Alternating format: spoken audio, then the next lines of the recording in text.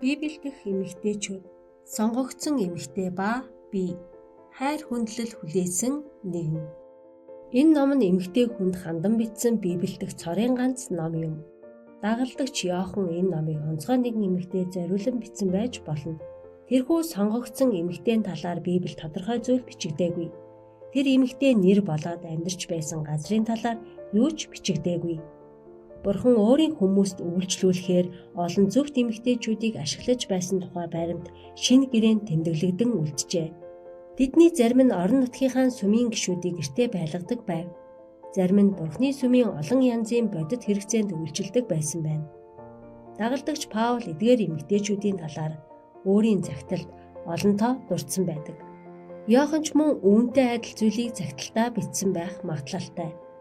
Бид тэр хэрхэн хүндлэгдэж байсан түүнд өгсөн зөвлөгөөнөөс суралцах болно. Хамтдаа гүнзгийрүүлэн судалцгаая. 2 дугаар Иохан 1-ээс 11-р ишлэл. Мэндчилгээ. Ахлагч би сонгогдсон эмэгтэй ба хүүхдүүдэд нь элгээв. Би зөвхөн бич биш. Үнэнийг мэддэг бүхэн үнэн дотор та нарыг хайрладаг нь бидний дотор байсаар байгаа. Бидэнтэй үрд хамт байх үнний төлөө юм. Эцэг Бурханаас бас эцгийн хүү Есүс Христээс нэгүсэл өршөөл амар тайван нь үнэн хийгээд хайр дотор бидэнтэй хамт байх болно. Эцгээс бидэнд тушаасан ёсоор танаа хүүхдүүдийн зарим нь үнний дотор явааг мэдээд би их баярлсан. Эрхэм эзэгтэй минь, би танд шин тушаал бус харин эхнээсээ бидэнд байсан тушаалыг бичиж байна. Би биеэ хайрлая. Бид түүний тушаалын дагуу явах нь хайр юм. Та нар эхнээсээ сонссончлон хайр дотор явах нь тушаал юм. Олон мэхлэгч ертөнцид гарч ирсэн. Есүс Христийг мах бодоор ирснийг хүлээн зөвшөөрдөггүй ажээ. Энэ бол мэхлэгч бөгөөд антихрист юм. Та нар бидний гүйцэтгсэнийг алдалгүй харин дүүрэн шагналыг хүлээн авахын тулд өөрсдийгөө хям. Хитэрч Христийн сургаал дотор байдаггүй хүнд ч бурхан байхгүй. Сургаал дотор байх ч хүнд эцэгч хөвч байна. Хэн нэгэн та нар дээр очихдоо энэ сургаалыг авчрахгүй бол түүний гэртээ бүү орвол бүү хүндэл. Түүнтэй мэндэлж буйна, ёрын үүсэд оролцож буй хэрэг юм. Өнөөдрийн амьдралд сонгогдсон эзэгтэй ямар зан чанартай байсан учраас олон хүний хайрыг татсан бэ? Бид хэрхэн ийм шин чанарыг хөгжүүлэх вэ? Сонгогдсон эзэгтэй хүндлэл хүлээсэн хүн байсан уу? Яагаад хүмүүс түүнийг хүндэлдэг байсан гэж та бодож байна вэ? Ярилцах асуултууд.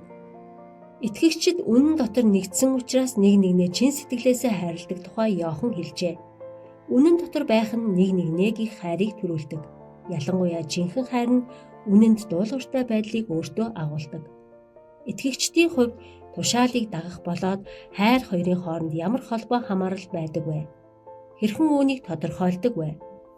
Бид өнөөдөр хүмүүс болоод мэдээллийн хэрэгслээс авч байгаа мэдээг үнэлж үзэхдээ яагаад ухаалаг, гярхай байх шаардлагатай вэ?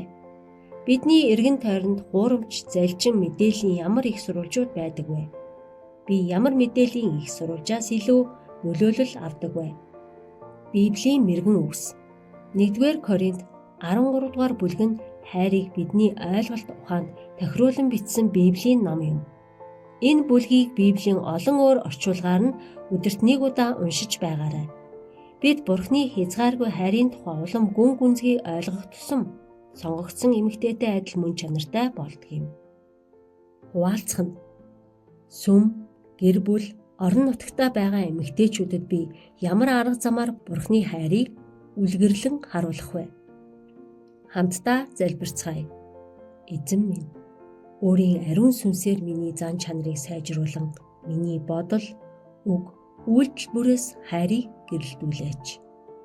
Амен.